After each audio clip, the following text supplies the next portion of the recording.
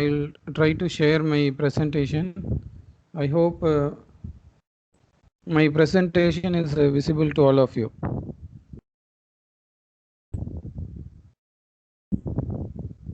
Is visible, Professor. Okay. So first of all, I would like to thank the organizing secretaries, Dr. S. Gandhiavendan, the Assistant Professor, Department of Statistics, Bharathiar University, and Dr. R. Zahir Hussain, Associate Professor, Department of Mathematics, Jamal Mohamed College, for giving me this opportunity to present our research topics in this short-term training program on data science and statistical applications. So it is my pleasure giving this talk. Basically, this is related to our research problems, what we carry out in NIT Surathkal. As sir mentioned, I am from National Institute of Karnataka. It is located in Mangalore.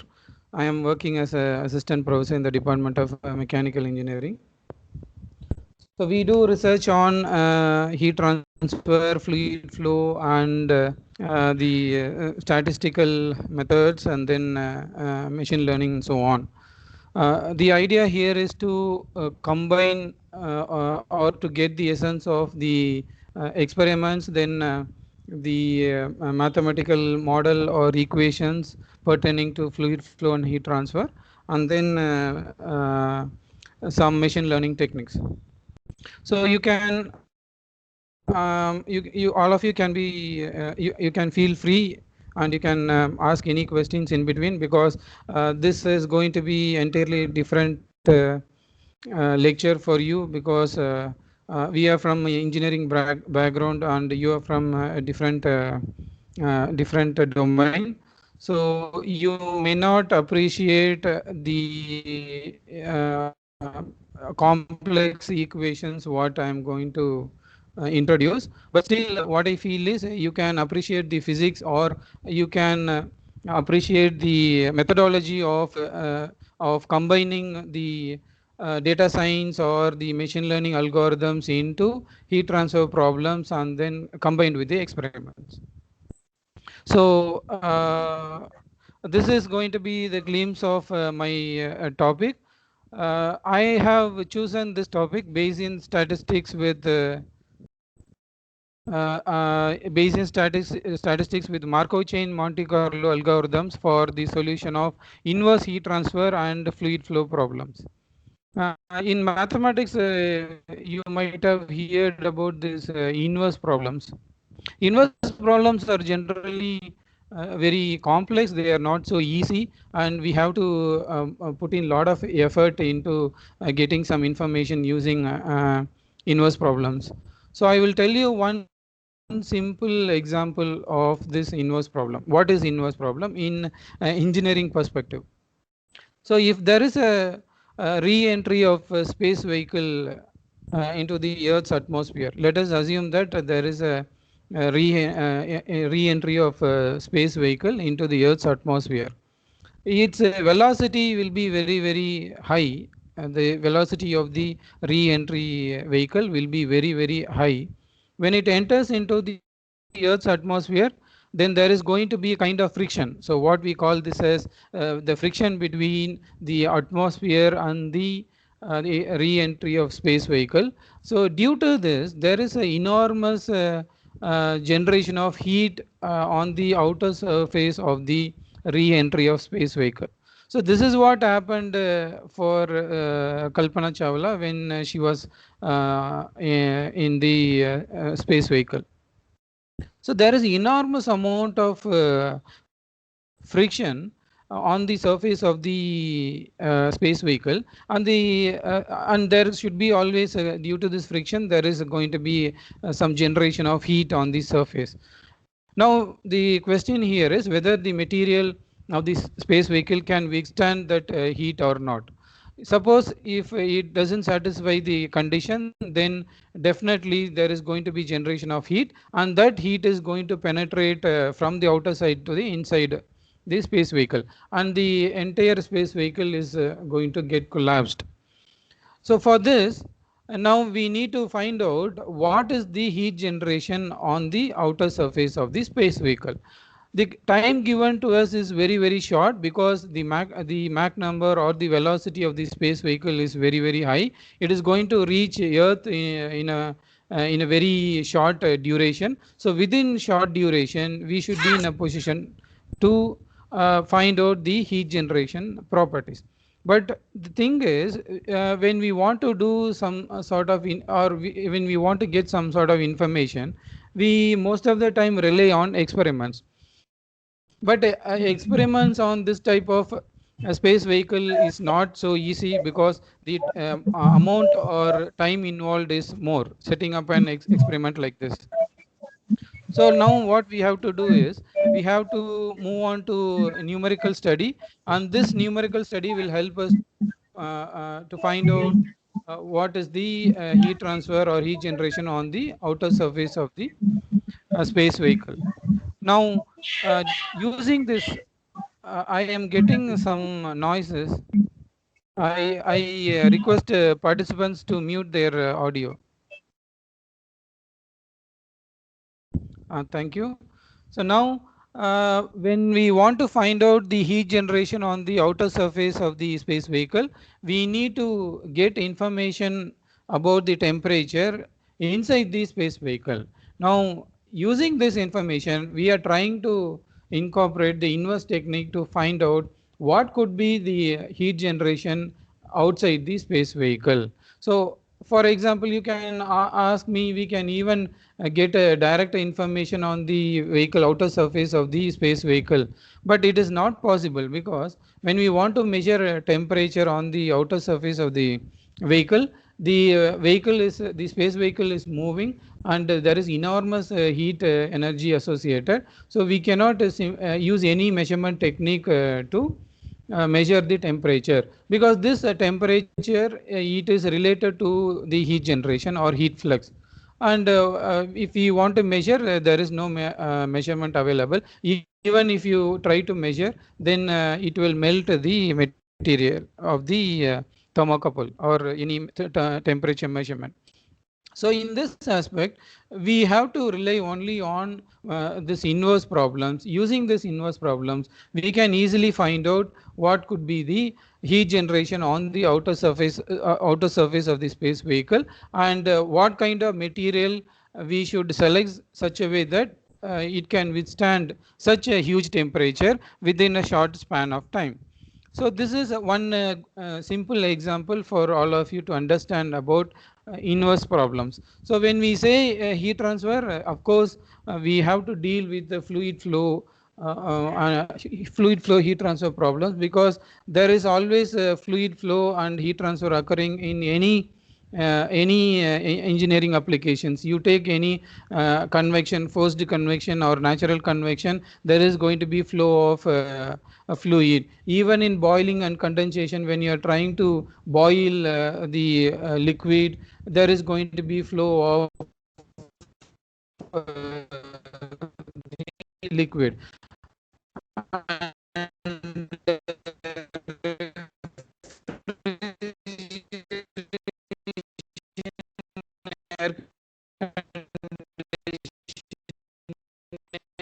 And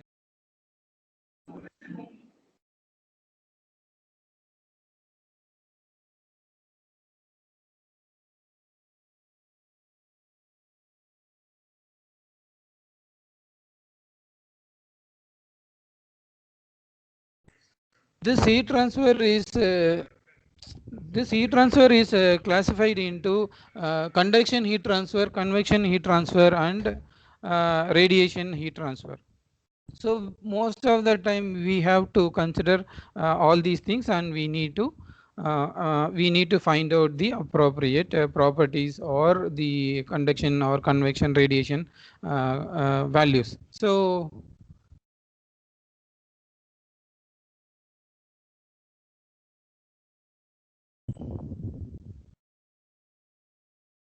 let me go to the contents.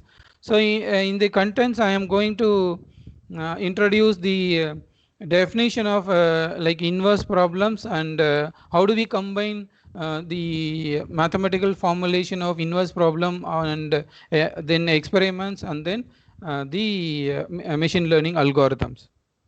Then in the methodology, I will elaborate what all methods we are going to use and how we are going to use.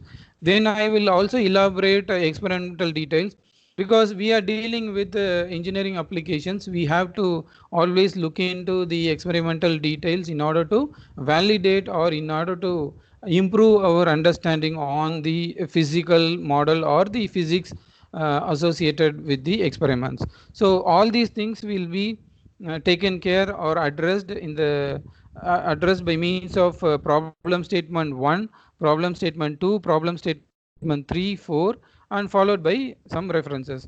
So actually whatever I am going to discuss, that was done by my first PhD scholar.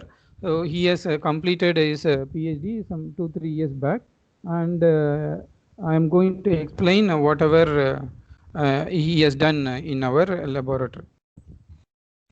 Uh, I hope I am still audible to all of you.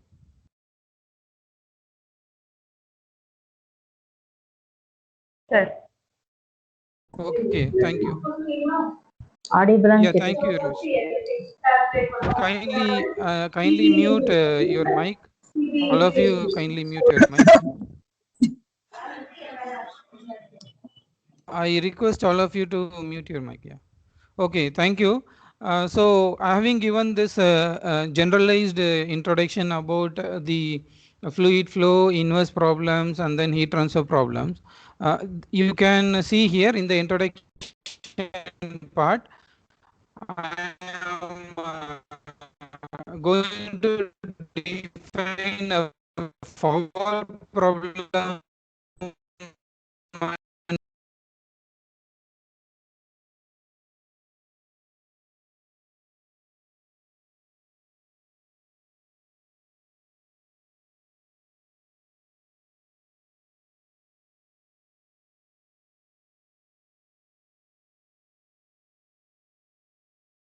Yeah, thank you for the message. Now it should be clear. So those who are into mathematical background, they can understand the difference between the forward problem and inverse problem. Non-mathematical background students, it will be somewhat difficult, but still you can try to follow up my lecture so that you will identify what is forward problem, what is inverse problem at the later slides. So when we take up a domain of interest or the research problem, most of the time we give some sort of input which is known, and it is called cause. And what we get is, when we give this cause which is known to the domain of interest or a problem, then we get some sort of effect that is actually determined based on the cause. This is called forward problem. Okay, now to simplify this, for example, we have let us say some ODE or PDE. Now what is ODE? ODE is nothing but ordinary differential equation, and PDE is a partial differential equation. So for ODE, any sort of ODE or PDE, we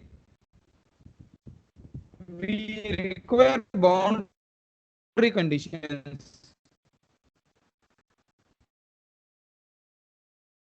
So boundary conditions are input or known to the ODE or PDE model.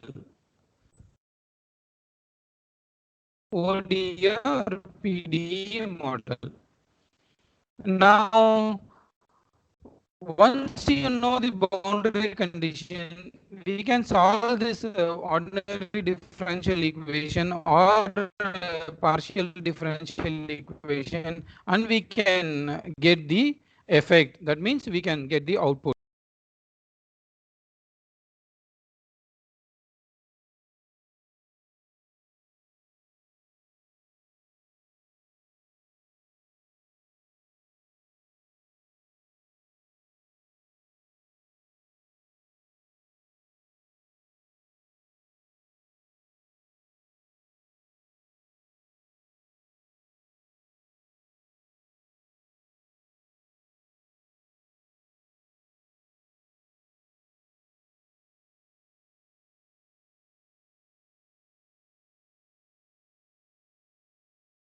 Okay,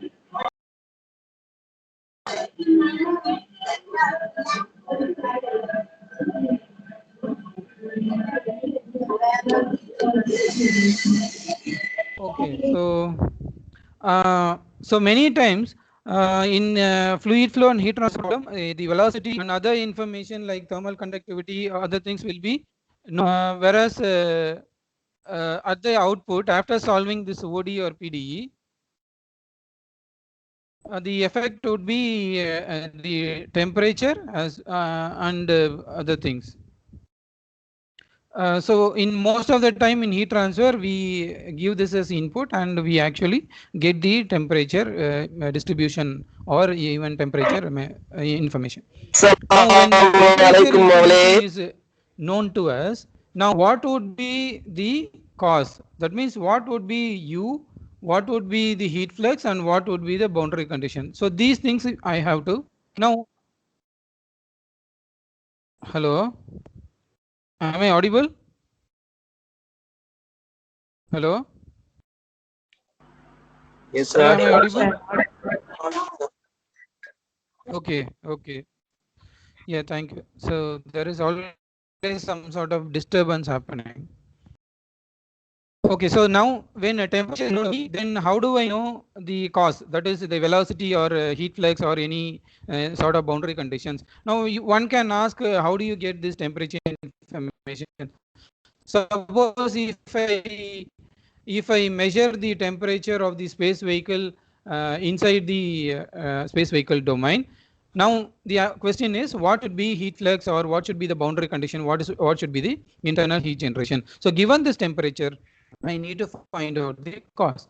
So this is the generalized introduction about the forward problem and inverse problem. So in order to solve any sort of parameter estimation or inverse problem, we will always have to consider both forward problem as well as inverse problem. So now so then if I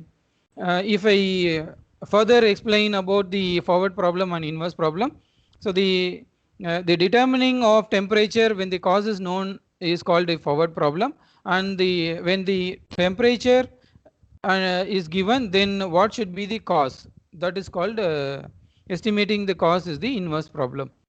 So this estimation technique, basically we are trying to estimate. When I say estimate, I am not giving you the actual value. I am trying to just to give you only some sort of estimate. It is not the true value or the actual value. So this estimation techniques can be broadly classified into deterministic methods and stochastic methods. So basically this deterministic methods use a complex mathematics which involves gradients, the slope and other things.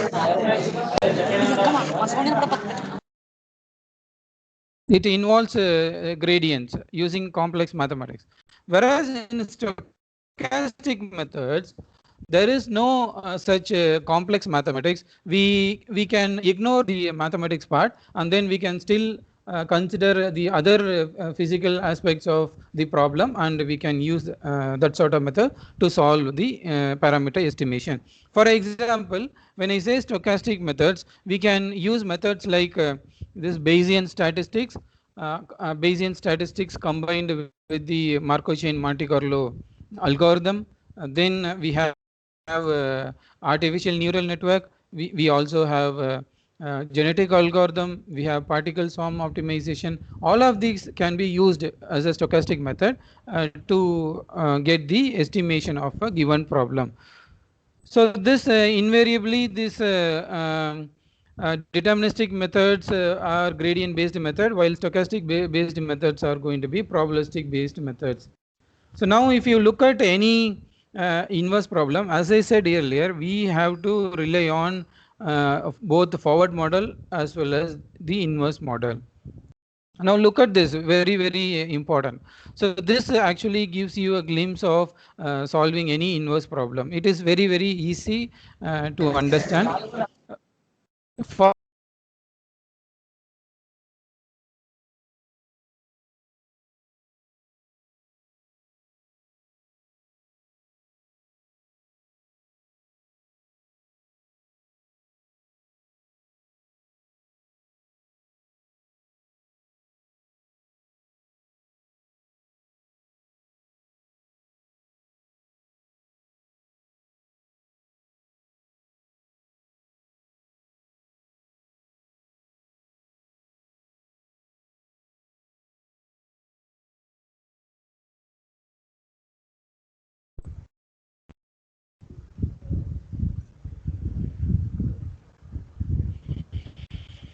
Okay, so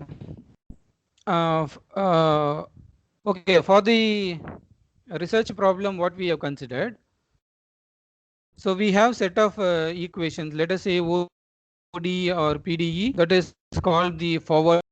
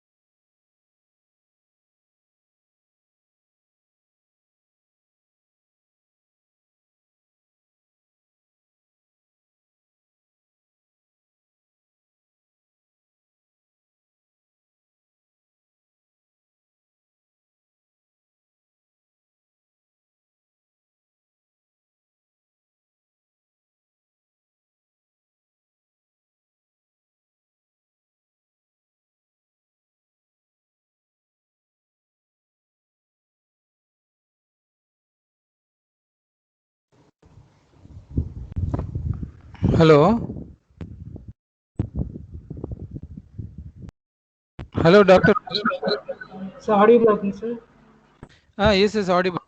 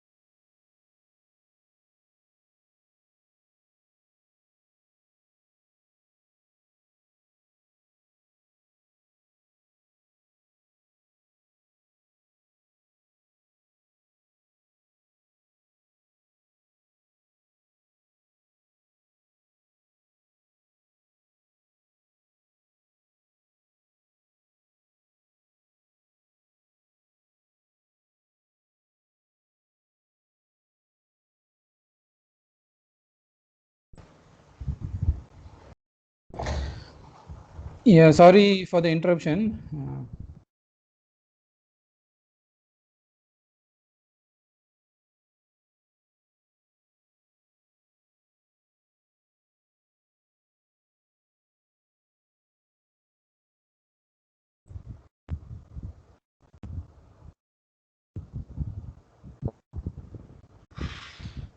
Okay, let me start. I hope I am audible and the slides are visible now.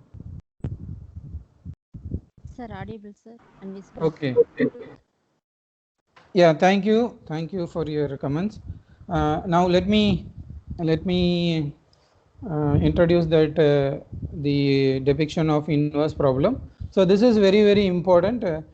You take any field, this for any field or any engineering, we have always a ODE or PDE, that is ordinary differential equation and partial differential equation. So we need to solve this type of equations by giving some input like initial guess, and we get some kind of output. Now coming to a heat transfer problem, so I call this as TE simulation. So what I am getting from forward model is TE simulation. It is simulated value of temperatures. Why I call this as simulated? Because I am using some sort of ODE technique, ODE ordinary differential equation, or PDE, to get the solution or to get the temperatures. So it is actually simulated. Now the important thing to be noted here is I will also conduct measurements. This is very important. So when I conduct some measurements, I will get some information about the measured temperature. So MEAS is nothing but the measured temperature. Now we are trying to minimize the error. Please watch this carefully. What is minimization of error? It is nothing but let us say R square. It is called as L2 norm. So summation of I equal to 1 to n, this indicates the number of measurements, and we have T simulated comma like total number of I minus T measured comma I the whole square. So this is what I am trying to do. This is called L2 norm. So this is in a simple context. In a simple context, I am giving you this R square. R square is nothing but the difference between the obtained simulated temperature and the measured temperature. Now all of you please watch this. To solve this ordinary differential equation or PDE, partial differential equation, we need to know some understanding, or we need to have some knowledge about some the mathematical background. Now when you solve this, you get T simulated. Even for measurements, you should know some understanding or knowledge to perform measurements. It is entirely different from the mathematical model. So these two are entirely different. For the measurements, you have to run behind getting the equipments. Then you have to play with the power and other things, insulation, other things. For solving any type of ODE, PDE, you need some fundamental understanding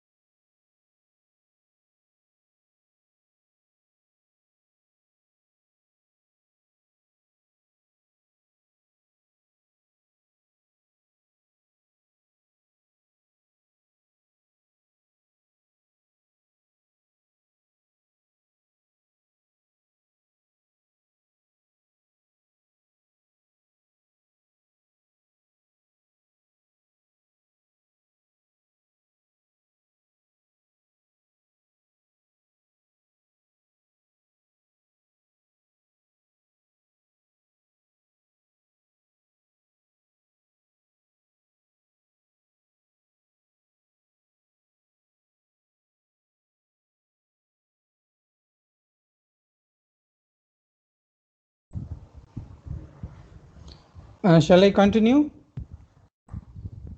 Yes, sir. Thank you. Okay, so now if you look at the forward model, we have to get the simulation temperature and the measured temperature. We are trying to use the fundamentals of the L2 norm in order to minimize. So what is this minimization? This minimization is nothing but we are trying to see whether the forward model or the temperature of a simulated and measurement, whether they are agreeing or not. So when they are equal, when they are the same, then R square value is going to be 0. But many times it is not 0. So we have to go for inverse model. So as I said earlier, this inverse model could be like a deterministic model or a stochastic model. So then it goes from one sample to another sample, and then it is fed into the forward model. Again, we will get the simulated value, R square is calculated till the condition is satisfied.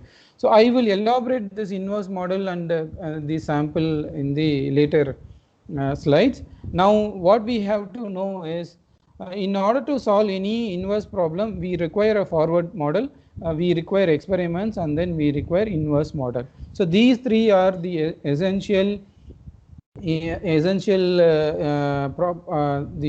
properties or essential methodologies we need to follow, we need to include. Now coming to this, so the actual data science or the machine learning algorithm comes into picture in this slide. So if you look at the methodology, so we are going to develop a mathematical model, and we are going to develop steady state experiments, and using that mathematical model, I'm going to do some simulations, and I'm going to get some temperature, and then the y simulated or temperature simulated, t measured or y measured, they are one and the same. So these two things will be given as input to the objective function. Now watch this carefully. As I said earlier, this is nothing but the L2 norm. So we are trying to minimize this error. So this is very, very important. When we are trying to minimize error, this R value will be closer to 0. That is our understanding. Now in the objective function, we can either have the L2 norm or PPDF. So this PPDF is related to the statistics. Now what is PPDF? This is nothing but posterior probability density function. This comes from the statistics or Bayesian statistics. So I will elaborate this Bayesian statistics in later stages. Now we have different techniques, like for the fast forward model. Let us say now my mathematical model or numerical model, what I have is, it is actually consuming more time for computing the solution. So now if I include this artificial neural network, this artificial neural network can act as a surrogate model. So this surrogate model, in the sense, we completely ignore now the mathematical or the numerical model. Now ANN is treated as a forward model, and it is called a fast forward model because it can give solution in a very quick or quickest possible way, so that the entire process of inverse estimation is fast. So in the previous slide, we have seen we need a forward model, we need measurements, we need inverse model. So when we incorporate all these things, it is going to be iterative process. Iterative process means we are not going to get the solution for in a given time. We are going to continuously monitor the value of R square, and when the condition is satisfied, we are going to stop the algorithm or the program. So it is an iterative process. So it is going to take time. So in engineering aspect, the computational time or computation model is very, very important, because it should not consume more time. It leads, when it consumes more time, it leads to more cost. So that is very important. Now this ANN is used as a fast forward model, and if you look at the inverse model, we have a Bayesian inference or Bayesian statistics. It is actually a framework. Bayesian statistics is a framework. This Bayesian statistics has been used extensively in the data science. You can even see now this Bayesian statistics or Markov chain Monte Carlo algorithms or MH algorithm, they are extensively used in data science. Now this Markov chain Monte Carlo is one of the best algorithm in the world. So if you type the best algorithms in the world or top 10 algorithms in the world, we are going to have this Markov chain Monte Carlo algorithm to appear on the first. So this is very, very important in data science. Similarly, this genetic algorithm. So this genetic algorithm is also extensively used in machine learning applications because this genetic algorithm is very, very robust. Okay, so it is inspired from the nature. That is very important.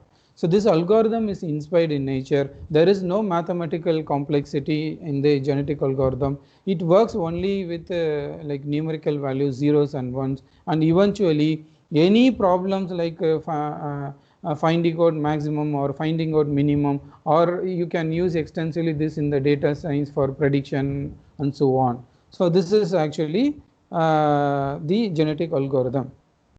Now we will move on to the next slide. So in the next slide, this is a simple experimental setup I am showing you for your understanding purpose. So there is a material.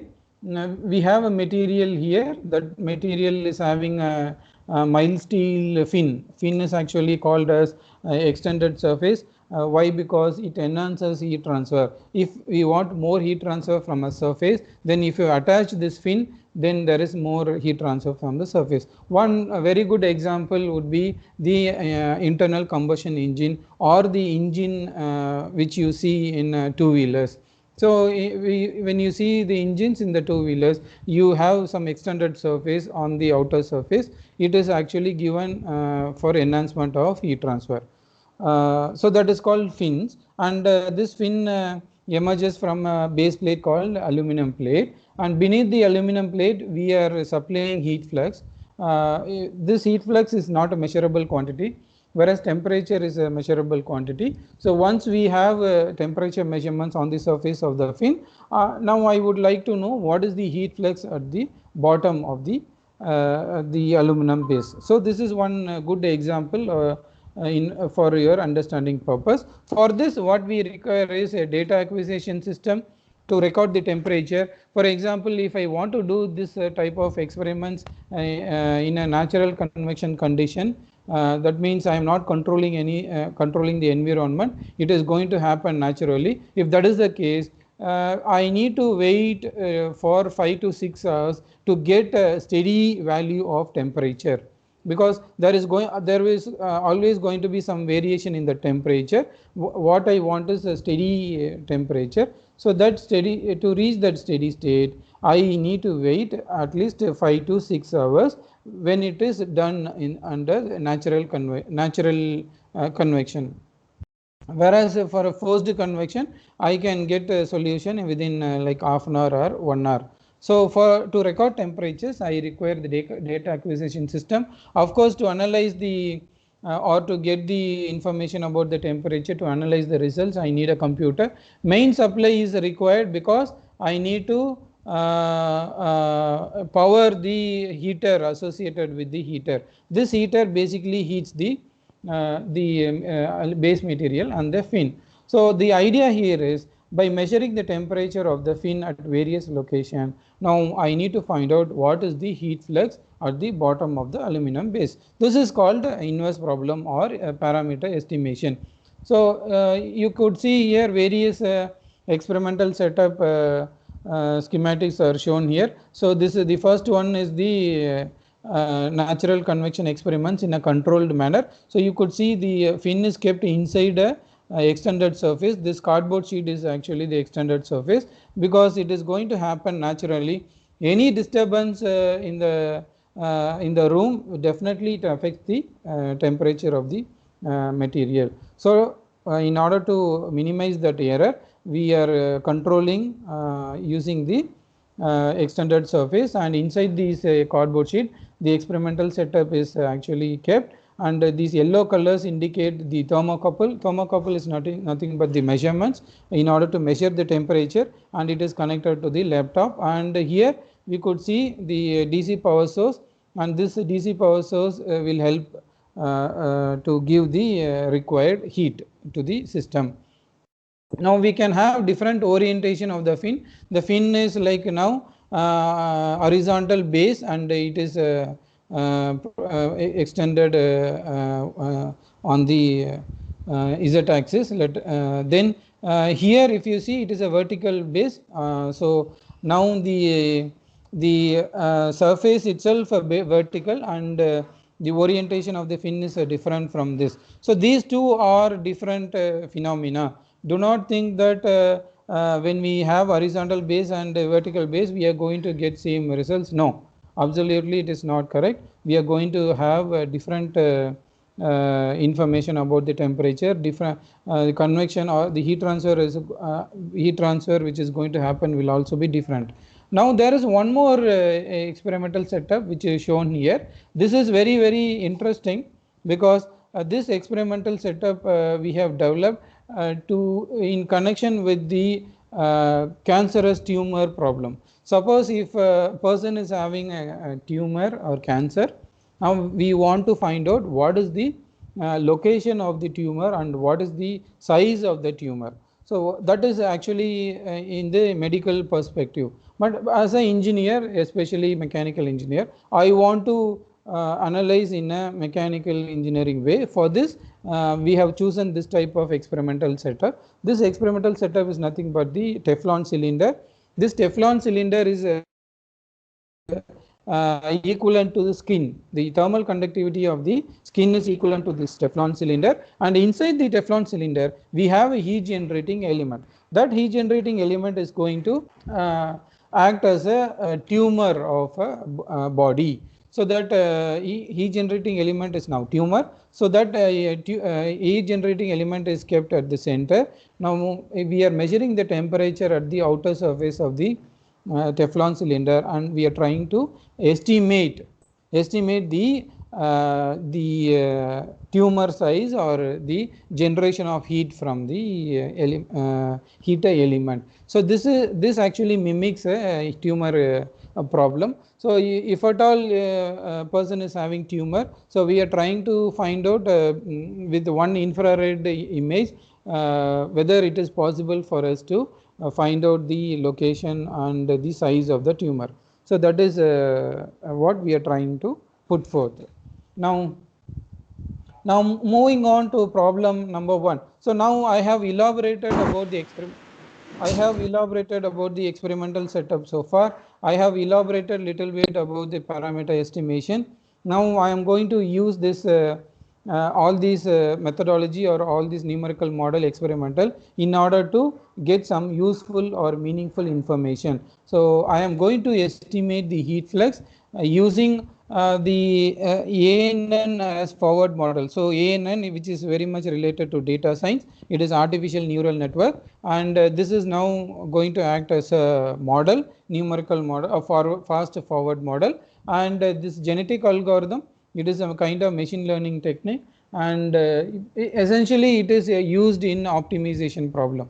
So whenever we use this machine learning techniques, they are used in some kind of optimization or optimizing the solution. So genetic algorithm is used as inverse model. So this genetic algorithm is actually a stochastic based model. It is not going to be deterministic. When we use deterministic, we need to use we need to use the gradient. We need to calculate gradient. We have to bring in higher order mathematics in order to solve the problem. Whereas in GA, we ignore all these higher order mathematics or the complexity of finding out gradient. If the function is non-linear, then it is very difficult for us to differentiate. All these things will be ignored when we consider this genetic algorithm.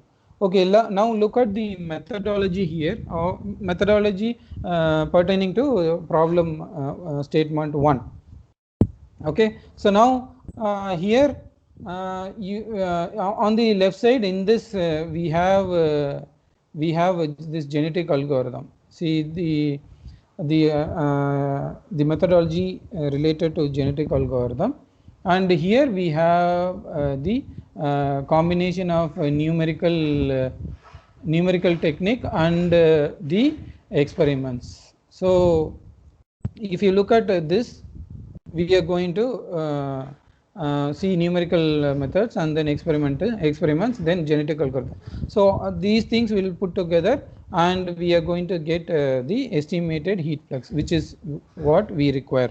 This heat flux cannot be measured directly. That is why we are doing all these things. We are taking up a numerical model, we are using experiments, we are using GA just to get the heat flux value. What is that heat flux? That heat flux is nothing but the heat flux which is powered by the heater. The heater is going to give heat to the base plate. Now I want to find out the value of that heat flux. So for this I require numerical simulation experiments.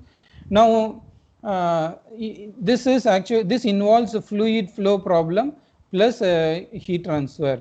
Now those who are having this mathematics background, especially if you have any knowledge in the Navier-Stokes equation, so we are going to use that sort of Navier-Stokes equation to solve the given problem. So we have mass conservation. Now how many equations? So for the forward model or the mathematical model, I have mass conservation, then I have momentum conservation, and then I have energy conservation. So what's this? These things will be in form of PDE. This is very important. So partial differential equations. So mass conservation, momentum conservation, and energy conservation. So if the problem statement is going to be 3D, then I have to consider x, y, z momentum equations. Okay, this is very important now. So how many equations we have for 3-dimensional? We have mass equation 1, then momentum equation 3, and energy equation 4. This is only for fluid, only for the fluid. If I want to consider the conduction or heat transfer happening inside the solid material aluminum, then I have to incorporate one more energy equation for the solid. So we have now totally 1, 2, 3, 4, 5, 6 equations. Now these 6 equations need to be solved simultaneously. So this momentum equation in fluid mechanics is nothing but the Navier-Stokes equations. For this I need to identify the appropriate boundary conditions, because when you consider the 3-dimensional Navier-Stokes equation, we are going to have 6 boundary conditions, and if it is going to be initial condition, if it is going to be time dependent, I have to incorporate the initial condition for the time domain, and even for the energy equation, if there is if it is going to be 3-dimensional, the conduction in the aluminum plate, I have to consider 6 more boundary conditions and appropriate initial conditions. So much boundary conditions, so much initial conditions, a lot of physics involved in just finding out or getting the solving the numerical simulations. Okay, let us say I have all this information. I know the appropriate mathematical model. These are the mathematical model what I have given here, including mass conservation, momentum conservation, energy, a lot of temperature distribution. Now what is I am trying to do? I am trying to give the heat flux to the model, the forward problem or forward model. I am trying to get the temperature. So this forward model is nothing but all of these things. So whatever numerical model we have considered, all of these things are going to be the forward model. So my input is going to be heat flux. Now my output is going to be temperature distribution. This is what I am going to do in this CFD simulations. So CFD is nothing but computational fluid dynamics.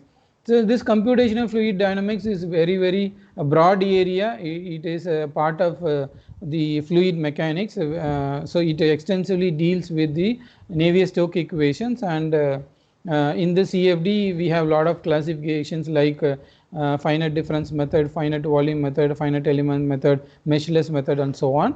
So that is a different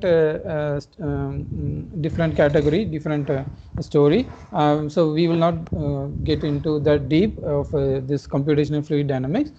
At the outset you need to know only this CFD is utilized here to get the temperature distribution. Now I can select many number of heat flux values, and I can run the simulations, and I can get many number of appropriate temperature data. Once these informations I have, I can train a neural network. This is very, very important. So there is a methodology for this neural network. Basically this artificial neural network, it works based on a number of neurons, and these there are number of layers, and there are neurons, and these neurons are going to interact each other, and they are going to predict for a given value of heat flux what should be the temperature. So this will be done based on training of the data, which is called this artificial neural network. So this neural network will be now used as a fast forward model for the solution of the inverse problem or inverse heat transfer problem. Now when we have this neural network or fast forward model, we can combine this with the experiments to get the R square value or PPDF we are trying to minimize. If the condition is not satisfied, then we have to incorporate the genetic algorithm and then try to go for the iterative process to get the actual solution. So how do we get the actual solution? The R square should be minimized. The measured temperature is going to be constant. When we do measurement, the measured temperature will be constant. Now only thing is the numerical simulations are going to vary. So when numerical simulations vary, we are going to get different simulated temperatures. These simulated temperatures will be matched with the experimental temperature, where experimental temperature are kept constant. This is a kind of iterative process. Now as I said earlier, I am going to use the Navier-Stokes equation, mass conservation equation, energy equation, and so on. So this is actually called a forward model. Now in this problem statement, we have considered a 2D, that is two-dimensional. Now please watch this. See here this is the aluminum base. This is the aluminum base, and then this is the fin, what I insisted in the previous one. This is the fin which is emanating from the base, aluminum base. Now I supply the heater. I supply the heater here. I give a heat input to this base plate. Now using the heater, the aluminum base it is heated. Then from the aluminum plate, the mild steel is getting heated, and now there is going to be heat transfer to the adjacent fluid. Now the fluid is going to flow here, and it is going to interact with the both aluminum plate and the mild steel fin, and then it is going up. So we are going to have flow like this in this pattern. So if you look at this numerical model carefully, we have to account for the fluid flow equations and also the energy conduction equation of the material. Now we have assumed only two-dimensional of the numerical model. We have used this concept of CFD, computational fluid dynamics. We have a commercial software which is called ANSYS to solve this kind of problem. We have to create the model in the ANSYS, and we need to do simulations. I am talking only about the forward model. So for this, these are the boundary conditions for the domain. So this this is called extended domain. This extended domain is created in order to capture the characteristics of fluid flow and heat transfer happening inside the between the material and the fluid. So for that we have extended domain. The fluid is going to be air, so we have to give appropriate boundary conditions for this model to get the temperature distribution. Now coming to the boundary condition, of course I have shown you the boundary conditions in the previous slides. These are actually related to the boundary layer flow. Boundary layer flow, in the boundary layer, when inside the boundary layer we assume that U is equal to 0, V is equal to 0, and temperature equal to T infinity. So the boundary condition at the outlet is given to be the second order gradient of velocities in y direction should be equal to 0. Now this is nothing but the insulated boundary condition. It is in mathematics we call this as a Robin boundary condition, I guess, and we have other boundary conditions for the extended domain. So these boundary conditions have to be specified, and for the aluminum, as I said here earlier, this is the energy related to conduction. So energy for conduction. So there is going to be heat transfer. So we have to incorporate the energy conduction equation. For this again we have to give appropriate boundary conditions, and the boundary conditions related to the entire domain should be considered. So the previous one for the aluminum base plate, and this is for the mild steel fin. We have to follow these boundary conditions. Now if you look at for the fluid, we have to consider the continuity equation, which is nothing but mass conservation equation, and this is nothing but the momentum conservation. Then the momentum conservation y, this is called the famous so-called Navier-Stokes equations. Since we have considered 2D, we are representing x momentum and only y momentum, which is called Navier-Stokes equations. So then for the fluid, we have to consider this energy equation. For the solid, we have to consider the solid equation. Then in the numerical scheme, so when we try to solve this type of equations, we cannot get the analytical solution. We have to rely on some sort of numerical solution. So we have to do this sort of grid independent test, and we should find out whether sufficient grids are available to get the required temperature. So you please look at this temperature. Now this aluminum is the base plate. So we are supplying heat flux, we are giving heat to the base plate, and then heat is transferred to the fluid. You could see the flow of fluid in this region. Since the heat flux is directly associated with the aluminum plate temperature is high. This is 427.46 Kelvin compared to the fluid region. So fluid region, it is indicated as green color, so it is somewhere 363.69 Kelvin. And then you see mild steel fin, there is a temperature variation of the mild steel fin. So this is obtained, this sort of information is obtained from the numerical simulation by using the commercial software ANSYS. Then we can also record the temperature of the fin with respect to this height. With respect to this height, at various locations we can get the temperature information and we can plot. This is one schematic. Now as I said earlier, we have done experiments, and this is the experimental setup we have used. So for example, in this experimental setup we recorded a temperature here, and this for the recorded temperature, what would be the given heat flux. So that is what we are trying to do. So temperature from the experiments we obtained. Now from the simulation, we consider all the related equations. We try to get the simulated temperature, and we will try to match with the experimental temperature. So for this we have to incorporate appropriate the deterministic model or the stochastic model. Now coming back to the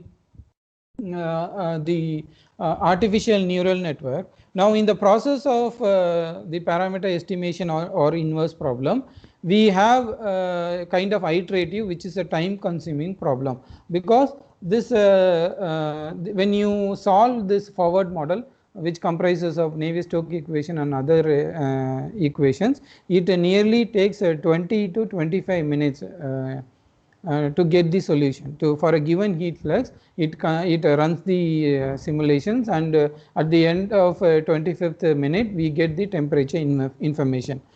So in the estimation of parameter, it is going to be time consuming. So what we did was, we assumed several values of heat flux, then we ran the forward model, then we recorded the simulated temperatures, and now I am trying to kind of do the training between the given heat flux and the temperature.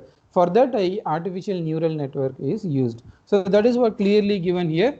my input is Q and my output is going to be T. Now when the model is ready after training using the artificial neural network, if the model is ready, now for any value of U, I will run this model, artificial neural network model, and I will get the temperature information, which actually simplifies the entire numerical simulation process. So what is artificial neural network? Artificial neural network is a parallel distributed information processing system that resembles biological nervous system.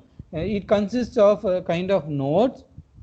They are interconnected, and sharing of information happens in the nodes. Now we have three different layers. This is the input layer, hidden layer, on the output layer. So input layer, hidden layer, output layer. Now the given input is Q. This will be passed on to the hidden layer. So there are so many neurons, and for the given input, how it is related to the solution, and then it is given as output to the output layer. We give a set of array of temperatures. This is what ANN does. And in the process of ANN, we need to select the values or training. We have to perform the training based on the mean residual error and the correlation coefficient. So MRE is nothing but the mean residual error. This actually comprises of the actual temperature minus the network temperature. What is network temperature? It is nothing but the training done by artificial neural network. So the actual value minus the network value divided by the actual value. That is for a number of measurements. We have to get a MRE. Based on MRE and based on R square, if it is closer to 1, then we can say the whatever training we have done, that ANN training between the Q and the T, the ANN model, it is very well trained when R square is closer to 1. So this is what we need to consider when we do training of neural network. Now please all of you watch here. Now instead of the simulation, numerical simulation based on the equations, partial differential equation, I am going to use only this ANN temperature. Now for example, at a given location of 0.06 meter of the fin material, I am getting a temperature of 445.12 using numerical simulation. This is from the CFD solutions, and this is the temperature of 444.61 from the ANN temperature. So please watch this. We have compared a set of simulation temperature with the ANN temperature. So there is a noise, the disturbance, so please all of you mute your mic. So then we are trying to compare the simulation temperature and the ANN temperature for a given heat flux 1800. Like this we are trying to compare for other values of heat fluxes. We found that these two temperatures are equal, same. Now onwards I am going to ignore the simulation part of this. I am going to only account for this ANN. I will include this ANN as a fast forward model, and I will do all other calculations. Now coming back to the inverse. So in the inverse solution, we have chosen a genetic algorithm to be the inverse solution. For example, for an assumed value of heat flux, I will run the ANN training model, and I will get the set of temperature distribution. Then this temperature distribution will be matched with the experimental temperature. Suppose if it is not matching, then I have to go to another value of heat flux.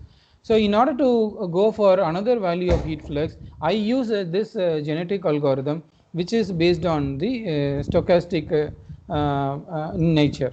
So for this we can even have a genetic algorithm, or we can have a simulated annealing, or we can have particle swarm optimization. These are some kind of machine learning techniques which is getting very popular in recent times.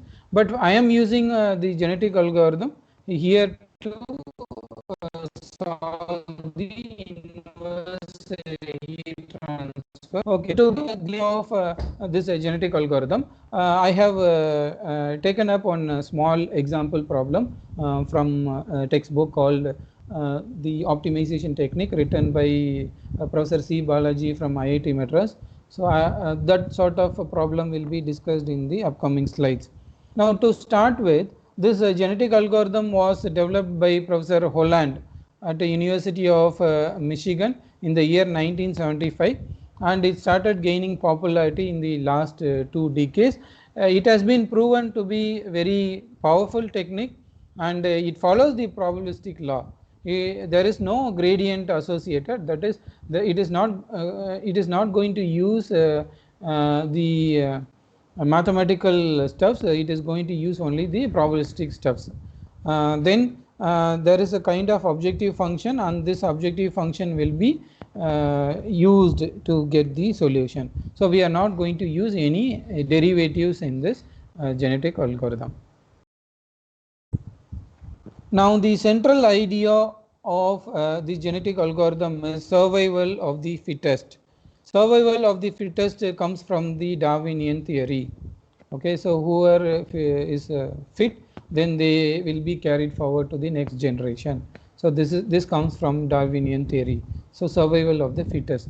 Now, Professor John Holland, he tried to look at the nature, and then he read this Darwinian theory, and he read the survival of the fittest, and then he tried to implement that for solving any sort of engineering problem, any sort of data science problem.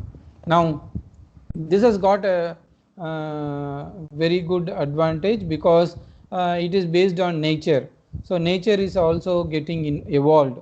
So that is very, very important. So when nature is getting evolved, so same thing can be mimicked as a algorithm, so that we can get the solution of the given research problem. So he put forth so many concepts like the evolution of the survival of humankind, then the goodness in terms of the competition, and he says in life we are not going to use high calculus methods.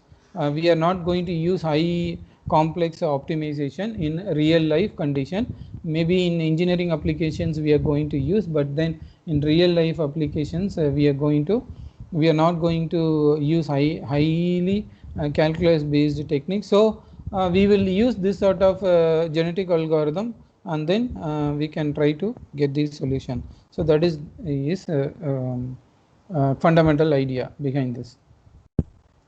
Okay, if you look at the efficiency of the optimization technique or the genetic algorithm, this genetic algorithm, it works fairly good or high when it comes for any kind of mathematical problem, whether it is unimodal problem or multimodal problem or the combinatorial problem.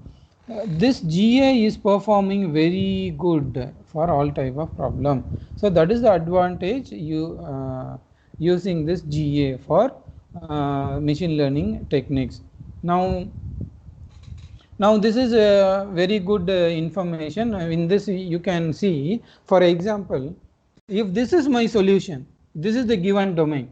So if this is the given domain, if this is my solution, suppose if I start here for any machine learning algorithm, any optimization technique, any data science, we require some sort of initial condition or initial guess. So suppose if I start somewhere, if this is the function, this is the solution, point 2. Now if I start with my initial guess here, the gradient based method, it will stop here and says the solution is reached. It will stop at 1 and it says this is the solution. This is the disadvantage associated with the gradient based methods. Whereas in the stochastic based method, it is not going to calculate the gradient. It will try to account, or it will try to search the entire domain of the given problem, and it will end up with the solution. So in this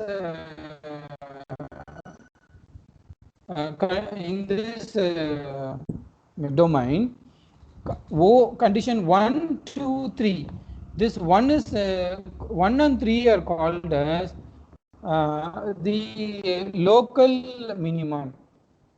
Condition 2 is called a global minimum. So what we want is always global, not local minimum. Suppose initial is here, then the gradient based method will end up here and say this is my solution, whereas my solution occurs in 2. So for any gradient based method, it should be closer to your solution, which will not happen frequently. So if you consider a genetic algorithm, even if the initial guess is at this condition, definitely it is going to end up with condition 2.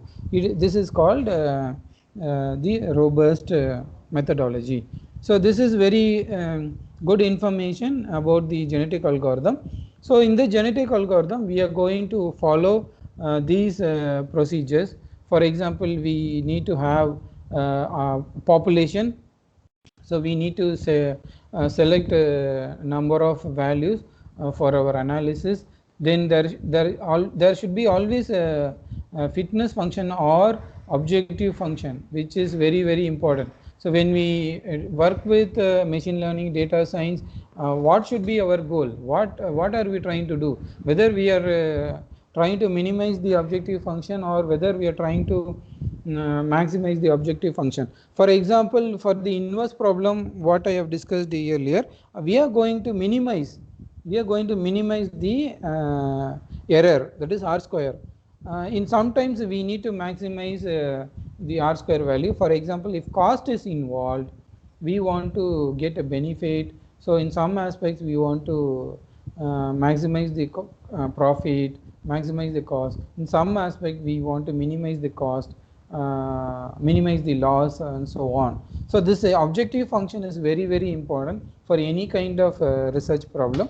Then when we have objectives, we can go for population ranking. For example, with the population, what we have decided here, these population is going to get involved in the solution. So these will be ranked, and then the evolution takes place.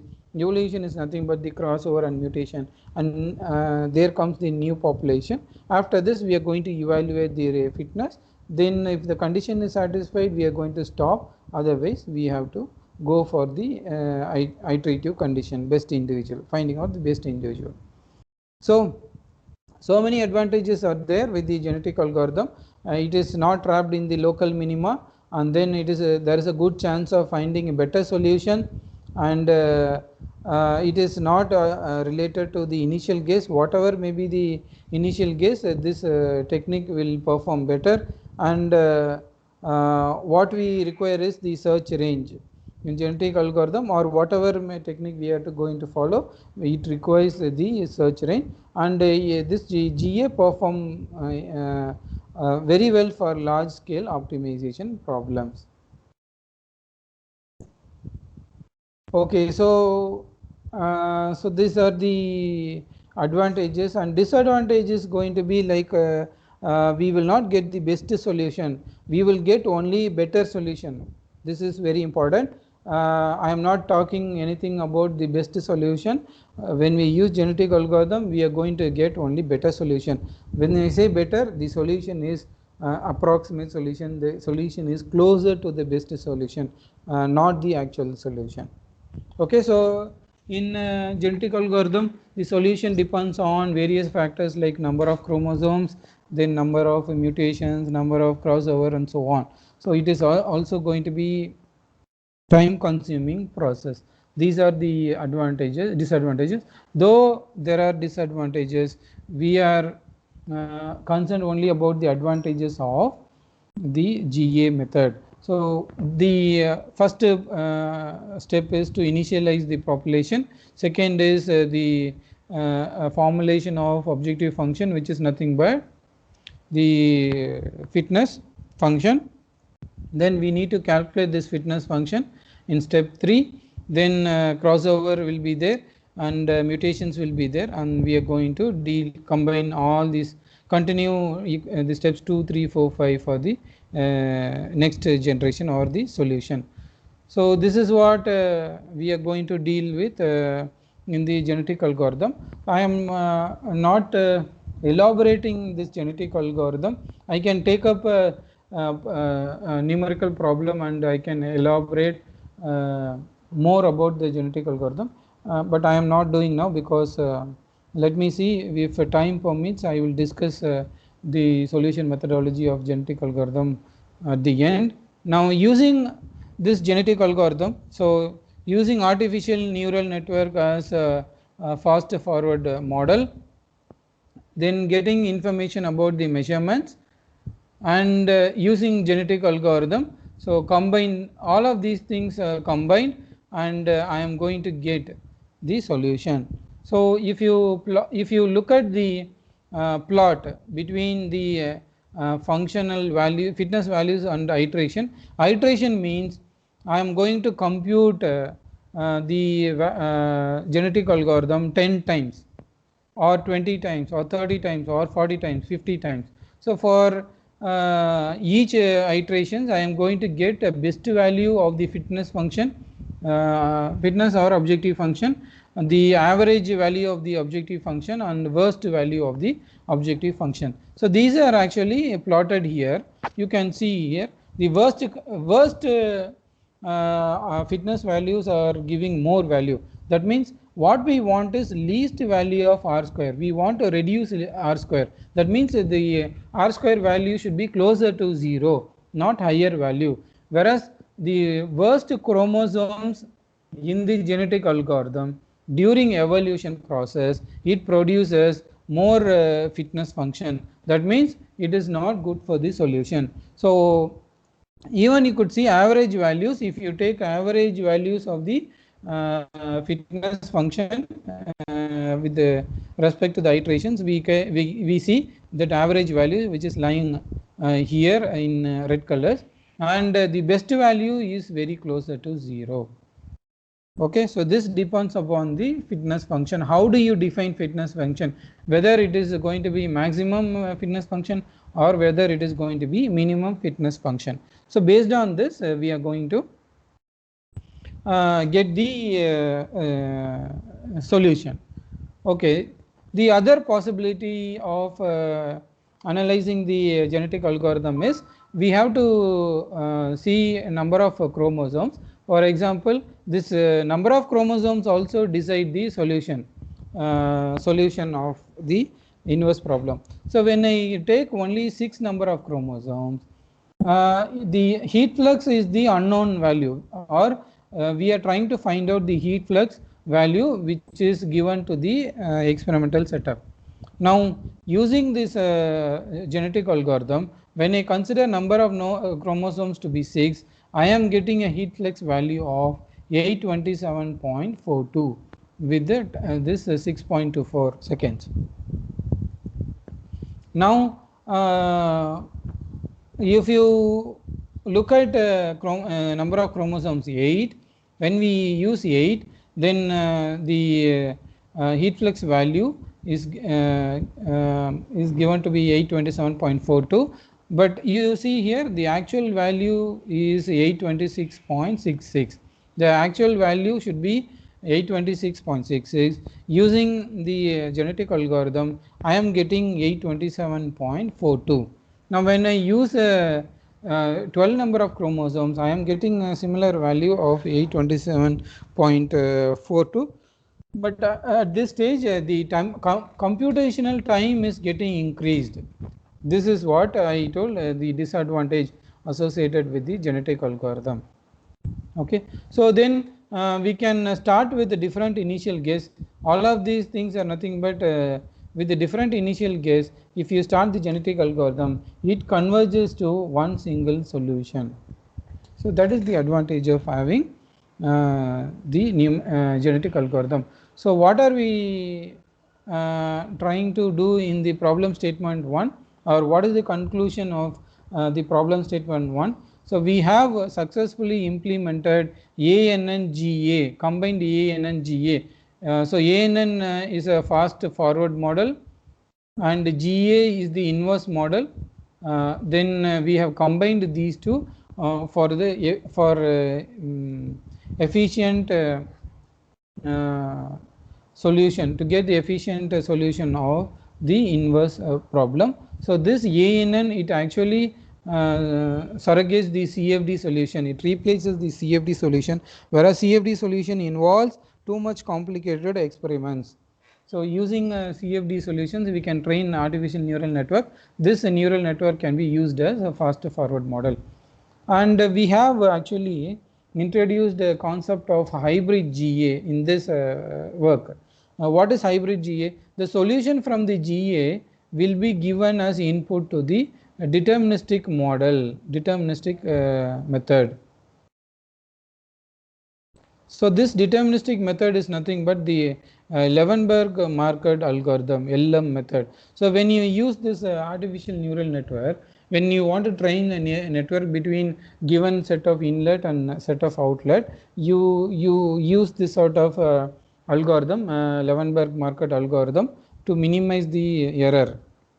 So what we have done is the output from the GA is given as input to the deterministic method, the Levenberg marked algorithm, and we found that this GA itself provides good solution compared to the hybrid GA case. So what is hybrid GA case? Combination of GA and Levenberg marked algorithm.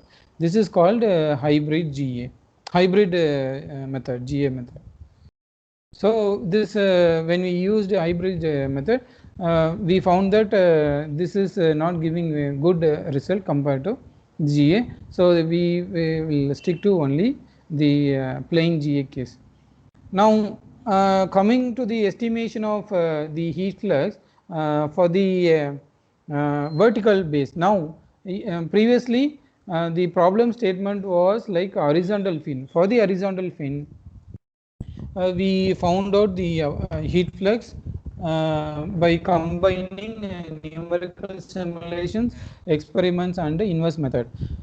But now for the vertical fin, we are trying to ignore the computational aspects of the inverse solution. So we are trying to incorporate this artificial neural network as a inverse solution. So when we use artificial neural network as an inverse solution, then you can save a lot of time for computing the solution.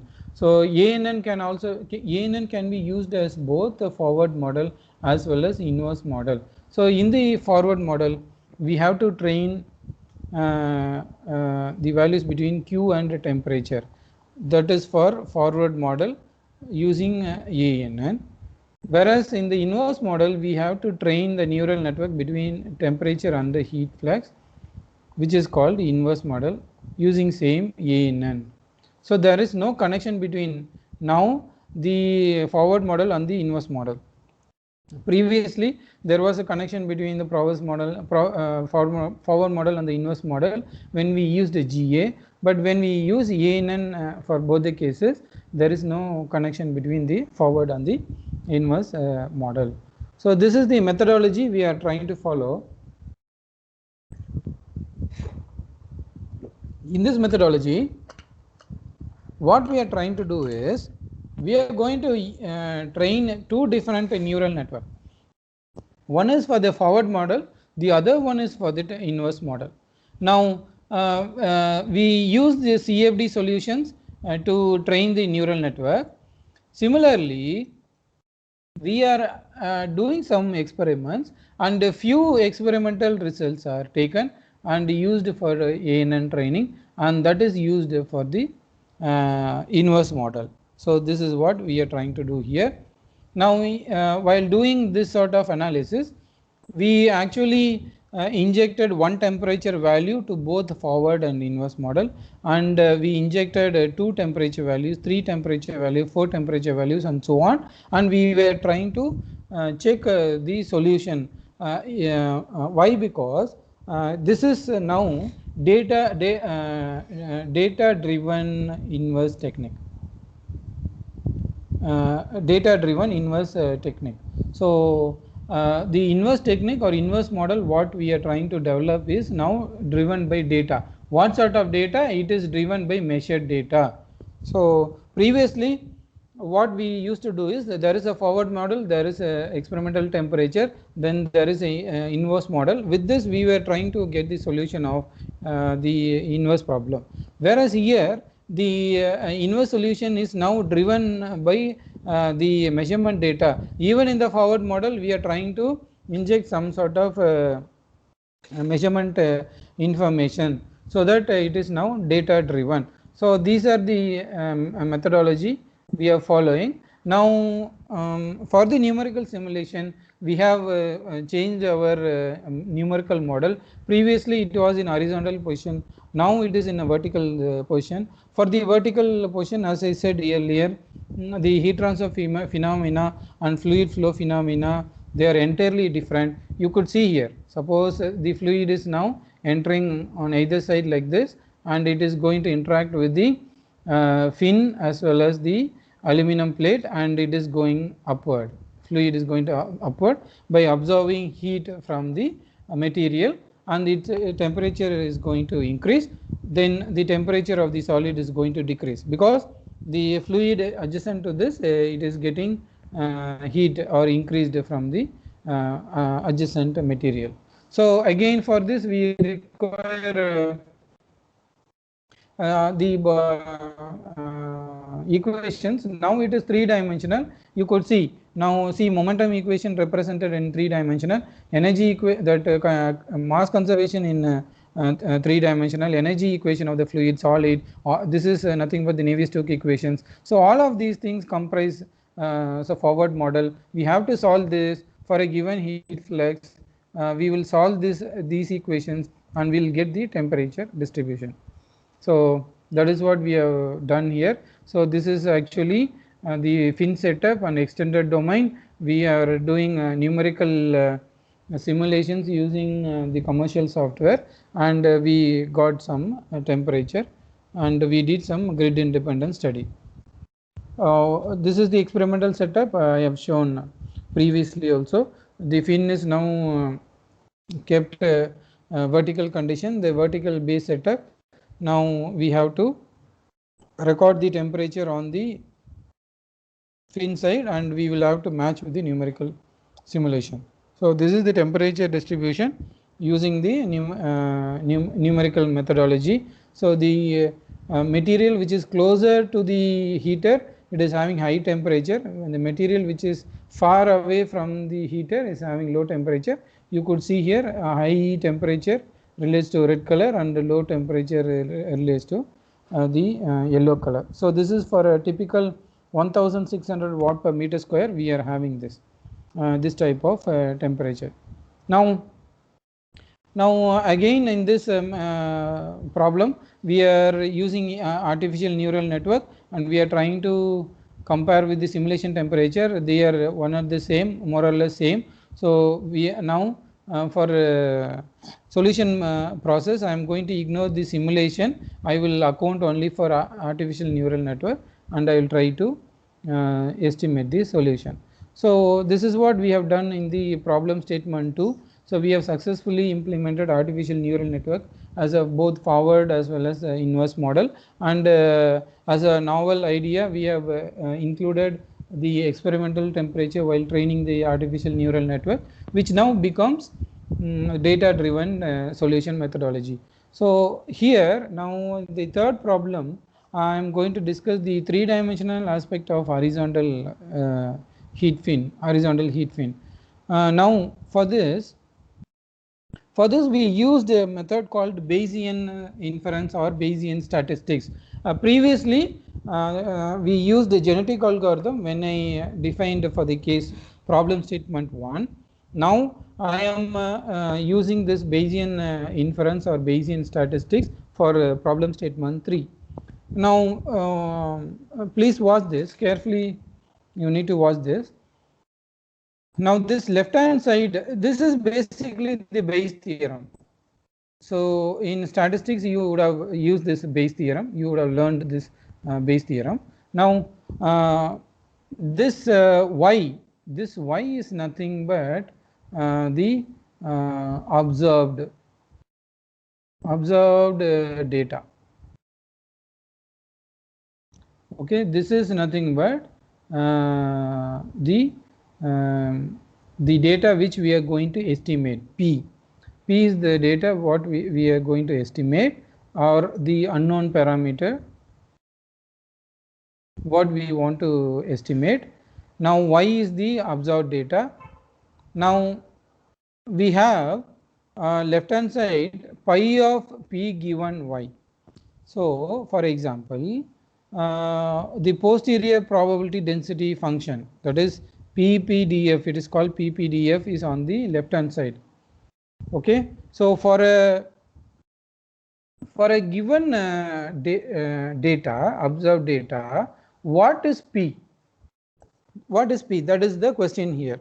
On the left hand side, it is a posterior probability density function. For a given data y, what is P? Now how do we get this information? To know this P, we can formulate like this based on the Bayes theorem. The right hand side of the first term on the right hand side is nothing but pi of y given P, that is the likelihood function. The likelihood function for a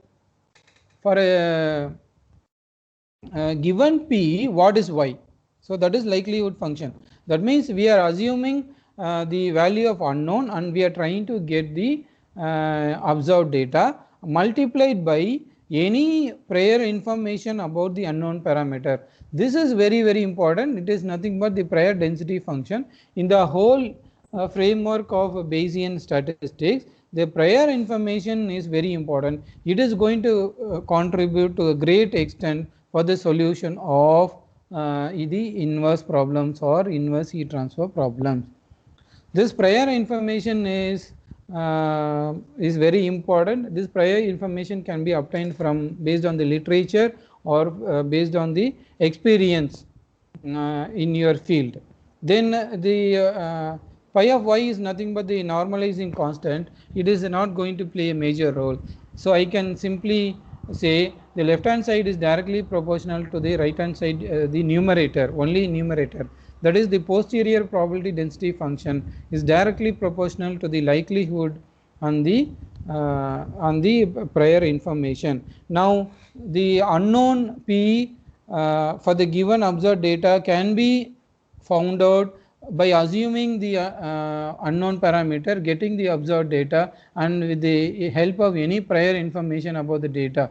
This leads to the solution of a given problem. Okay, now we have seen only the framework of Bayesian. That is, we know what is the Bayes theorem. Now how are we going to implement the mathematical aspects of the posterior probability density function or likelihood or the prior information? So if you look at this, now this y given P, this is nothing but the likelihood function LH. This is nothing but the likelihood function. Now this likelihood function can be assumed as a normally distributed or Gaussian distribution.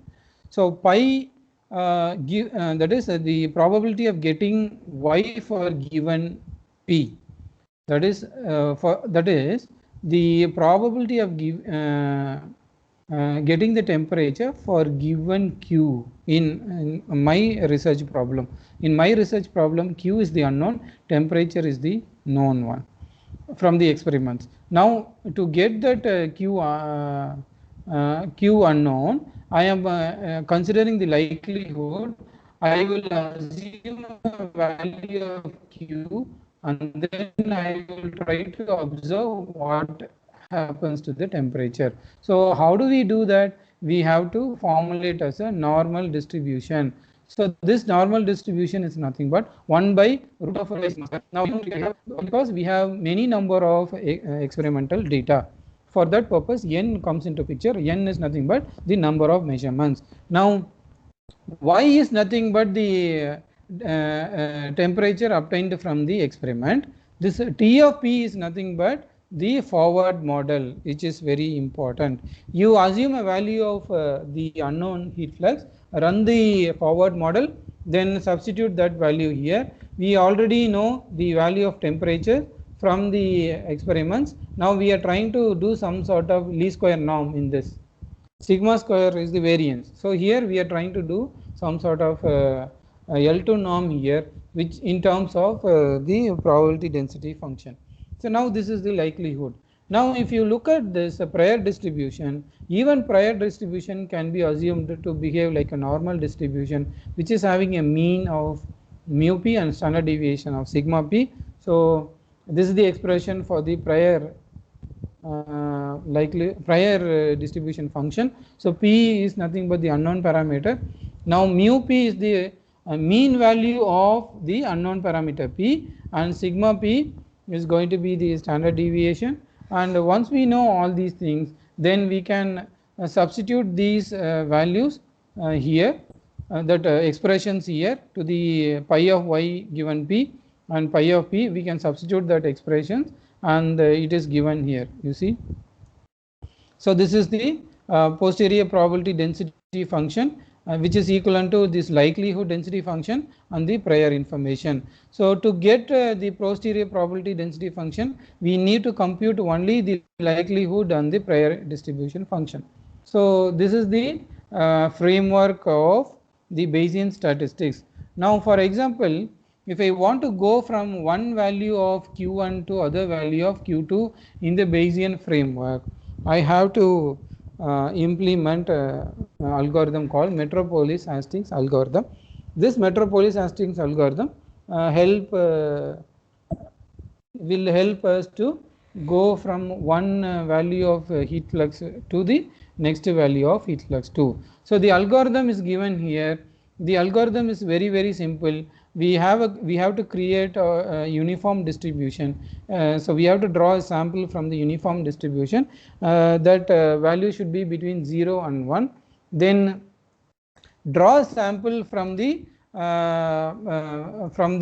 distribution of this kind, Q of x star when xi is given. So this is nothing but Q of p star when pi is given. Pi is nothing but the initial parameter, initial guess of the unknown parameter. So from this get the new value of p star, then get the new value of p star or q star, okay, p star, let it be p star, get the new value of p star based on normally distributed function. Then if u is lesser than a of x star comma xi, what is a of x star comma xi? This is the formulation, minimum of 1 comma the probability of x star multiplied by proposal distribution divided by probability of xi multiplied by the proposal distribution. So most of the time this is due to symmetry, this is going to get cancelled. So we are going to have only p of x star and p of xi. So then it calculates the minimum value. If the condition is satisfied, so the next value will be assumed to be x star. Otherwise we have to follow step step 2. Okay, so this is actually if the condition is satisfied, then the Q1 goes from Q2. This is new value of the solution set. Like this, it goes from Q1 to Q2, then it goes to Q3, then Q4, like this. These are called samples drawn based on Metropolis Hastings algorithm within the Bayesian framework. So when we go from one sample to other sample, it is nothing but the Markov chain Monte Carlo. Then the acceptance or rejection of the sample is decided by the Metropolis Hastings algorithm. So it is actually a combination of the Bayesian framework, then the Markov chain Monte Carlo simulation and Metropolis Hastings algorithm. So all together we call this as Bayesian statistics. So which is used extensively used in the data science and machine learning.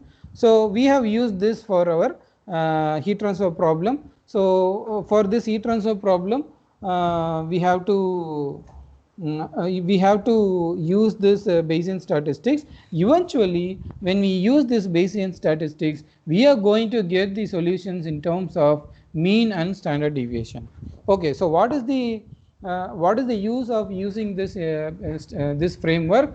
By using this framework, eventually I need to calculate the value of heat flux. So the value of heat flux will be represented in terms of mean as well as the standard deviation. So you could see here the mean and standard deviation are reported for the heat flux value of 700. Actual value of heat flux is 700, but using Bayesian statistics we estimated value of 690.92 with the standard deviation of 23.488.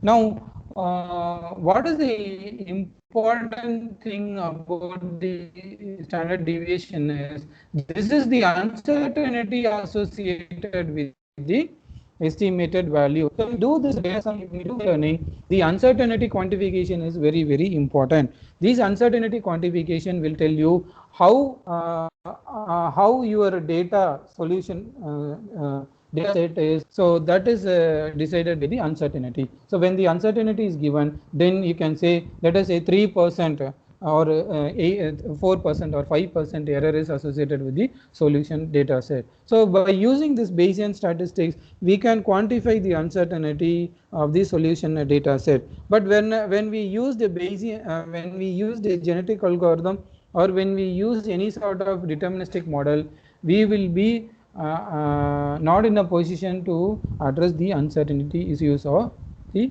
solution methodology.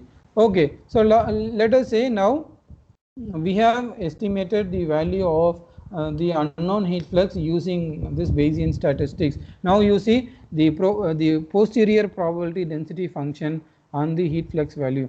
So these are all plotted, and for different values of the heat flux, we have plotted the posterior probability density function. So we could see the highest value here. We could see the highest value of the posterior probability density function, which is corresponding somewhere to 483. Okay, so this is the mean. This is the mean, and actual value is 544 with the standard deviations within the given range. This is the standard deviation. So this is for 3 sigma. Standard deviation considered to be 3 sigma. So like this we can estimate any number of parameters within the Bayesian framework.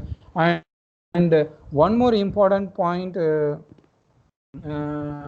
here is, when we use this Bayesian statistics, we can estimate simultaneous unknown parameters. For example, in this work we have estimated simultaneously the heat flux and heat transfer coefficient parameters. But when we don't have the Bayesian statistics framework as an objective function, then we cannot estimate simultaneous parameters, unknown parameters. When we use only this L2 norm, then the simultaneous estimation of unknown parameters are not possible. So that is why we use Bayesian statistics as a solution methodology for simultaneous estimation of unknown parameters. Okay, so these are the conclusions from the problem statement 3. We have used artificial neural network as the forward problem. We have used Bayesian statistics to estimate the unknown heat flux. So we have highlighted the error also here, and then we have used measurement data for the solution of the parameter estimation. Moreover, the estimation has been done for the simultaneous parameters heat flux and heat transfer coefficient. So we have also provision to incorporate the prior information. So if we have a prior information, then the solution of the inverse problem will be driven by the prior information.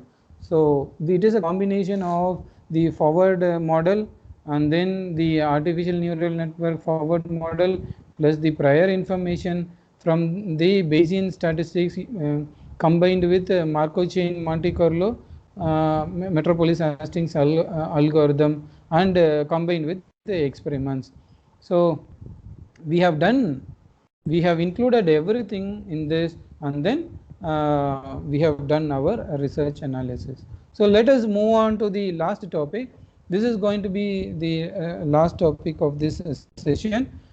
This is going to be somewhat different from what we have seen previously. Previously it was a very narrow and pure mechanical engineering problem, especially related to fluid flow and heat transfer. But this is also the problem statement 4 is also heat transfer problem, but this is very related to biomedical or biological tissues, where we want to identify the information, or we want to identify the properties of the tumor when a person is having a tumor inside his body. Okay, so for that purpose we have taken up this problem. Now you can also argue that there are many medical devices to address this sort of problem. What is special in this type of problem? Yes, of course, though there are many devices, those methods are exposed to radiation, so those radiation is not good for health. But in this problem statement, we completely ignored the radiation. We are working with only this infrared thermography images. Using this infrared it is like a scanning. When you enter into airport, or when you enter into this railway station, there is always a thermal scanning. For the thermal image, you will get the infrared image using this scanning, and then this thermal image can be converted into a temperature image. Using the temperature image, we can easily get the information about the tumor, cancerous cells. So we are trying to address in this aspect. So let me elaborate how we are doing the cancerous tumor research in the mechanical perspective. So in this we are doing experiments as well as numerical simulations, and we are trying to relate this with the cancer. So the estimation of heat generation is equivalent to the generation of metabolism of cancerous tissue inside the body. That is called that is equivalent to heat generation, and then the location is equivalent to the size and tumor of the cancer. So the problem here is the simultaneous estimation of heat generation and heat transfer coefficient from a Teflon cylinder. This Teflon cylinder is nothing but the human body or the human skin, using the Bayesian technique as inverse model and ANN as a forward model. So let us get into the problem now. So here, if you look at the Teflon cylinder, so this is the actual Teflon cylinder.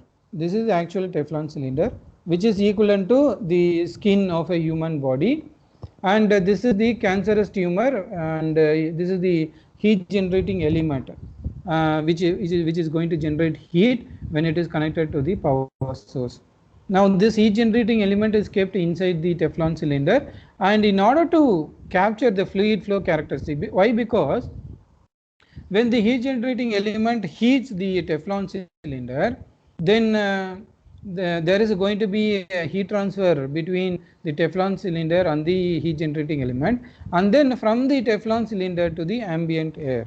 Because when the ambient air is at a different temperature, Teflon cylinder is at a different temperature. When there is a temperature difference between these two, then there is going to be flow of fluid after observing heat from the Teflon cylinder. The air is now going to move from bottom to top after observing heat. So there is going to be flow of fluid. So there is a heat heat transfer coefficient H. H is nothing but the convective heat transfer coefficient associated with the Teflon cylinder. Now this convective heat transfer coefficient is also associated with the actual skin. For example, when you perform a scan, thermal scan or infrared image, okay, so the skin of the body, it is actually associated with the ambient. So in the ambient we have air, so there is always a heat transfer between the body, skin of the body and the ambient air. So when there is a temperature difference between the body and the ambient, because body temperature is always higher than the ambient temperature, there is going to be heat transfer from the body to the ambient. So in that aspect there is going to be convective heat transfer coefficient associated between this human skin and the ambient. Similarly, there is a convective heat transfer coefficient associated between the Teflon cylinder and ambient. In order to capture the characteristics of the fluid flow and temperature of the fluid, we have created one extended domain in the numerical model in the CFD solution. So we have created this model, and the flow of air is going to happen from the bottom. We have selected appropriate equations, including Navier-Stokes equations. Those equations have been solved, and then for the assumed value of internal heat generation, those equations have been solved, and we got temperature information on the surface of the Teflon cylinder anywhere in this domain. So from the measurement, I have recorded the temperature of the Teflon cylinder. Now the question here is, what is the heat generating element value from the experiment when we have information about the temperature? So similarly, in the numerical model, for a given heat generating element, we can get the temperature information by solving this equation. Now the simulated temperature is compared with the experimental temperature. Suppose if the simulated temperature matches well with the experimental temperature, then the value what we have assumed for the internal heat generation element, that is the solution to the problem. So that is nothing but in the real case, real life, it is the metabolism rate related with the tumor. So that is the so we are indirectly estimating the value of the metabolism rate of the tumor. Suppose when we estimate the value of heat transfer coefficient between the Teflon cylinder and the ambient air, we are indirectly estimating the value of heat transfer coefficient happening between the skin and the ambient. So that is in the real life. So we have used these equations, continuity equation and momentum equations. Now it is actually a Teflon cylinder, so these equations are written in the form of cylindrical coordinates. Previously it was in the Cartesian coordinates due to the rectangle nature of the materials. Now it is actually cylindrical, so we have to incorporate the cylindrical coordinates. Of course, the three-dimensional aspects of numerical domain comes into picture. For this, we have to consider these three-dimensional in nature. So let us see the temperature distribution by doing the numerical simulation. So this is nothing but the heat generating element. This is the heat generating element, which is equivalent to metabolism rate, and this is the Teflon cylinder, which is equivalent to the skin, and this is the extended domain.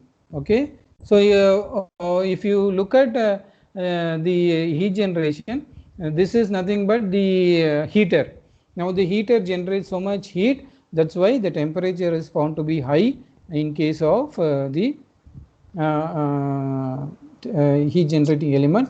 It is almost 403 Kelvin, and if you see the fluid temperature which is associated in the extended domain, it is almost ambient temperature 300 Kelvin. Okay, so this gives you very good information about the temperature. Now once we know this temperature, from the simulation, we will try to match with the experimental temperature, and then we will try to obtain the solution. So this is the experimental setup we have developed. This is the Teflon cylinder, and inside the Teflon cylinder we have heat generating element, cylindrical heat generating element at the center. So these are the temperature measurements we are measuring, and this is nothing but the DC power source. When the power is given to the heat generating element, it starts generating heat. Then this heat is transformed to the Teflon cylinder. From the cylinder to the adjacent fluid, there is going to be heat transfer. Then the flow of fluid, when it comes in contact with the Teflon cylinder, it absorbs the heat and it tries to travel up. So thereby there is a convection happening in the entire process. Okay, so now coming to the implementation of Bayesian statistics, whatever I have explained previously, we have used the same methodology, the Bayesian framework, and then the Metropolis Hastings algorithm, Markov chain, Monte Carlo. All of these things have been used to get the final estimate of the unknown solution. For example, the internal heat generation of the heating element, actual value is this value, 1,28,347 watt per meter cube. By using our Bayesian statistics with the help of experiments, we estimated a mean value of 1,25,549.8 with the standard deviation of 780.19 with the error of 2.18%. So for this, like this, we have done our analysis for different values of the internal heat generation, and then we have computed the mean value of the internal heat generation and the standard deviation associated. Okay, let us now look into the posterior probability density function. Why? Because when we looked at the Bayesian framework statistics, we discussed about the posterior probability density function. So this posterior probability density function is calculated for various values of the volumetric heat generations. So you could see here, when we plotted the PPDF versus the volumetric heat generation, we are getting a normally distributed curve. Why? Because the assumption in the formulation of the posterior likelihood density function and the prior density function was the understanding of normal distribution. We actually modeled those likelihood and prior distribution as a normal distribution. Hence, we are getting a posterior probability density function as a normally distributed curve. Of course, there are several studies associated with this. With the posterior probability density function, the likelihood and the prior distribution can follow any other distribution, not only the normal distribution. People have done a lot of research in that, and they have come up with their own distribution, and then they found the appropriate distribution for their research problem. But in our case, we have considered only normal distribution, and this normal distribution has been accounted for the solution of inverse problem. So we are considering the mean. The mean value is found out to be 2.165. This corresponds to this particular value, 2.165, that is 16,571.5, the retrieved value of using Bayesian for the actual value of this, where the error associated is 4.37. Now this standard deviation, as I said, this is going to be the uncertainty associated with the mean value of QV. So this is the advantage of using this Bayesian statistics. Now when we implement the this sort of analysis in the data science or machine learning techniques, we are going to have this sort of distribution and this sort of sampling analysis. So the Bayesian statistics is basically based on the sampling analysis. So when we do the sampling analysis, in order to quantify the mean and standard deviation, we need to consider a minimum of 50,000 samples of the heat generation value or the heat transfer coefficient in order to quantify the mean and standard deviation. So this happens Monte Carlo, Markov chain Monte Carlo process with the acceptance or rejection criteria, and we have plotted such sampling history.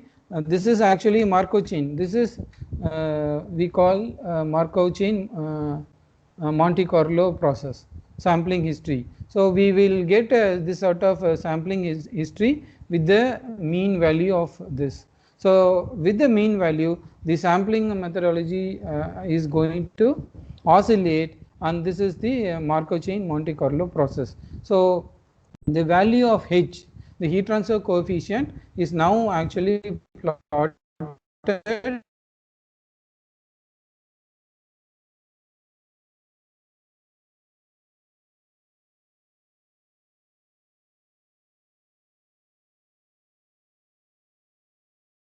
here.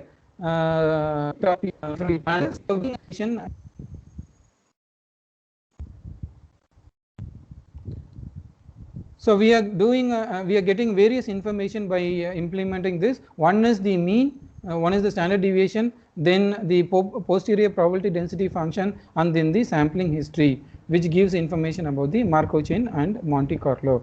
So these are the various advantages associated with the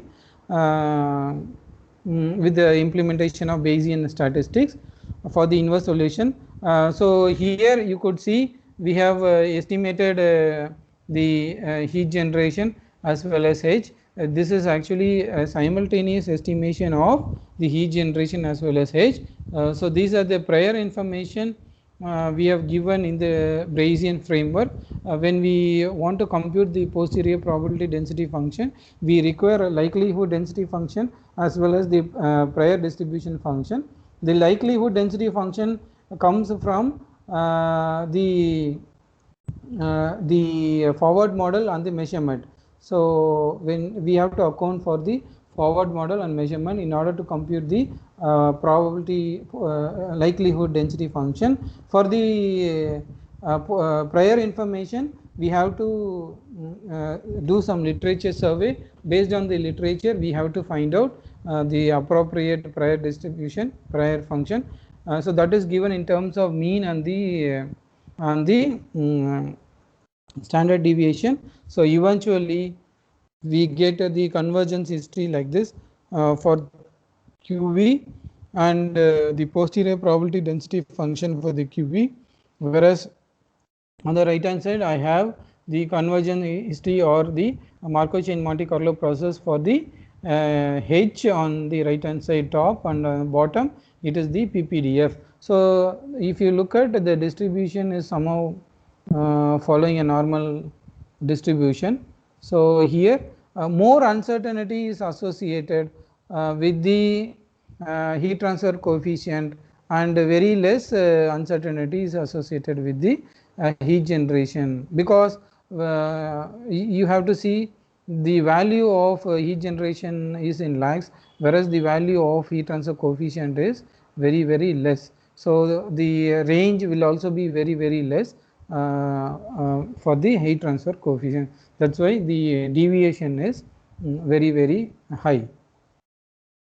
So the conclusion of the fourth problem statement is, we have estimated the heat generation which is equivalent to the metabolism rate of the tumor of cancer in a human body, and then we have done or we mimic the tumor problem into the heat transfer problem by incorporating a Teflon cylinder, and by measuring the surface temperature we are trying to see the properties of the metabolism rate of the tumor and the data of the tumor. Then ANN is used to replace the forward model, which actually helps to reduce the computational cost. In all of our problem statement, we have extensively used artificial neural network. Why? Because we found that when we use artificial neural network, it drastically reduces the computational time of the forward model. So using the ANN, we have estimated the values of the unknown values. Then in this we have estimated QV and H simultaneously. The fast forward model is also implemented. The powerful Bayesian technique is also implemented along with the prior information. So these are the probably the references we have taken up. Okay, so coming to the research perspective, the whatever problem I have discussed so far, these problems have been published in very good journal articles. So my student Harsha, he was the student who performed the numerical simulations. He performed the experimental setup experiments. He performed experiments, he fabricated those experiments, he developed that experimental setups, and he also developed the artificial neural network. He developed code for the Bayesian statistics using MATLAB. All these things he has done, and we have published very good journals like Sadhana, then this engineering computations and heat transfer engineering. Again we have published in Sadhana, and heat and mass transfer and Alexandria and so on. So these are very reputed journals in our field. So they have very good impact factors too, and we have explored the machine learning techniques like particle swarm optimization and simulated annealing and so on for several research problem. So nowadays we are more towards the estimation of cancer properties, location and so on. So we are trying to develop a cost effective mechanism, and we are trying to avoid the radiation exposure of a human body when to identify this cancer tumors. So these are the research in our group, and they are at the developing stages. Apart from that, we are working on the numerical prediction of the climate changes and on the weather, and then even rainfall and so on. We have very good collaborations with other researchers, other countries, including Australia, US, and then Japan. So these are the conferences we have published, and two of our papers got best paper awards in these conferences, especially in this conference in NIT Warangal. We presented this work, and then we got best paper. So this was conducted by the Department of Mathematics. So we are very proud, because though we are into mechanical background, we were able to get best paper in the Department of Mathematics. And so there are several research problems, and our aim is to tackle or include the machine learning techniques, and then the complex mathematical analysis experiments and statistical analysis to solve this kind of inverse problems. So thank you for your attention so far. If you have any doubts related to this, I am available to answer your questions. Now over to you, sir.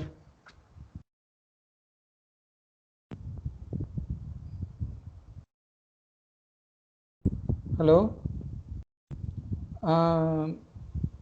Dr. Gandhian, sir. Yeah, sir, someone- sir.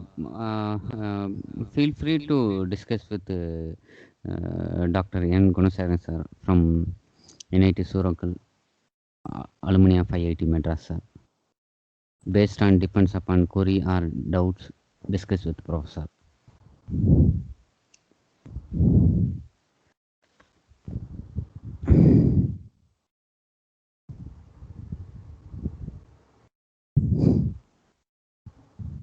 So if you have any doubts, you can even send email to my ID. It is available in our website. So gnanasegaran@nitk.edu.in. So in the mechanical engineering department website, my profile will be appearing. In that email ID is given. So feel free to contact in connection with the machine learning techniques or any thing related to coding and so on. Here I have highlighted mostly into the fluid flow and heat transfer problem, because my background is basically from this, but still we are exploring all the possibilities on machine learning and data science. Of course, this Bayesian statistics I have learned during my PhD topic. I was the first person to implement this Bayesian statistics for the inverse problem, especially for fluid flow and heat transfer problem at IIT Madras. So now we are very few people working on this aspect, inverse problem combined with the Bayesian techniques. So if you type in Google, you can easily find out that very few people in India work in this type of research problems.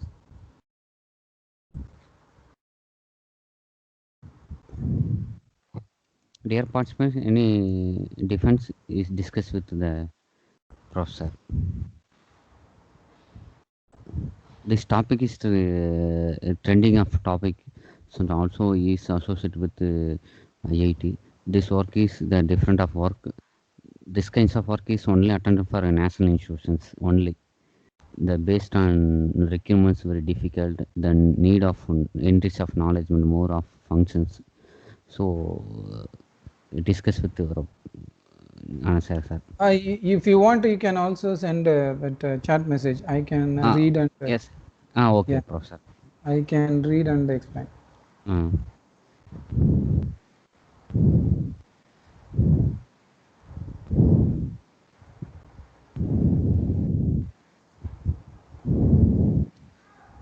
Okay, then if no questions, then at the outset I would like to thank Dr. Gandhi Vendan and Dr. Zahir Hussain for giving me this opportunity.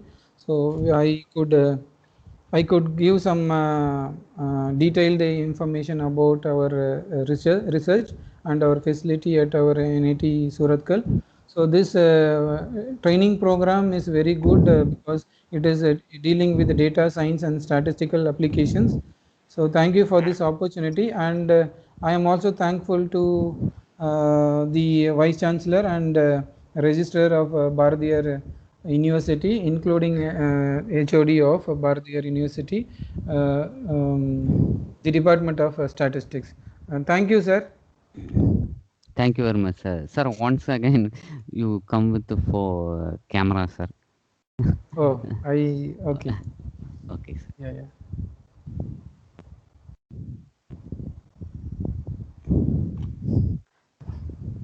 Is this visible or?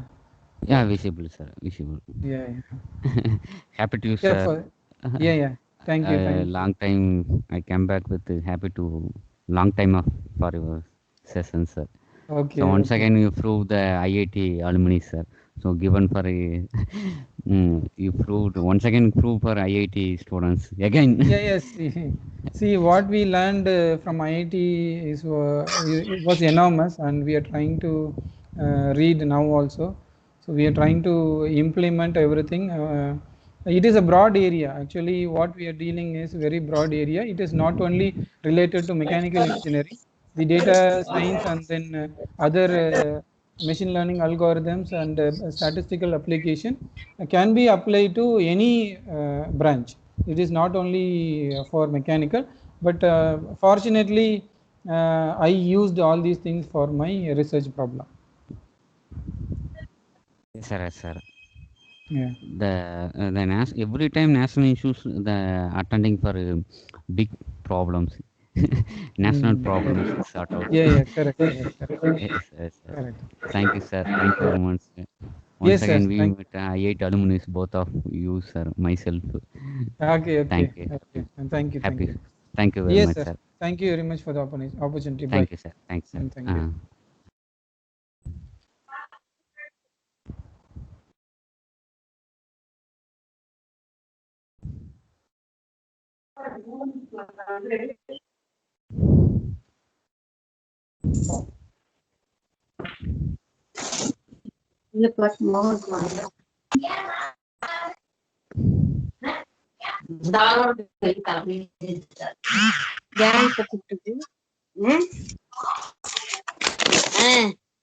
ஸ்கூலுக்கு வந்திருக்காரான்னு கேக்குறாரு.